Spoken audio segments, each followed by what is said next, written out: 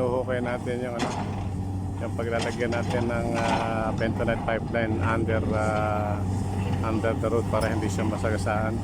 Magpo-cross tayo ng ano doon ng bentonite pipeline hanggang din sa dulo na rin para hindi abala doon sa mga sasakyan kasi pagka inilagyan mo sa ibabaw siya kaya mag-ano sa sasakyan abala, so kaya gagawin ilagay mo na sa ibabaw.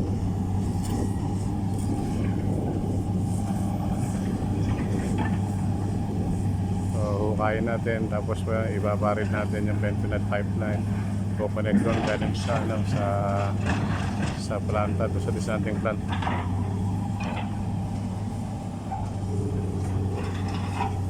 Yan guys, diretso lang yung paghukay niya.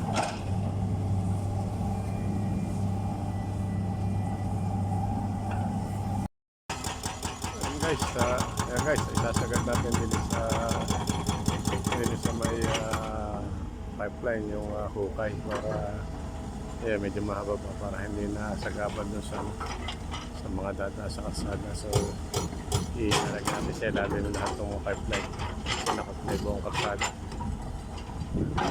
Binibigay ng breaker tapos hukayin ng bucket.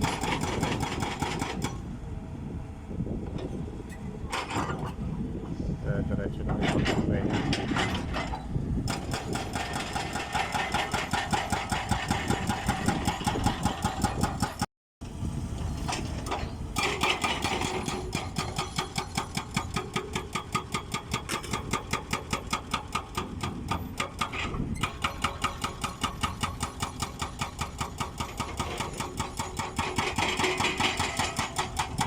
Guys, diretso lang yung pag-ukay natin din continuation nito sasagad na hanggang din sa dulo.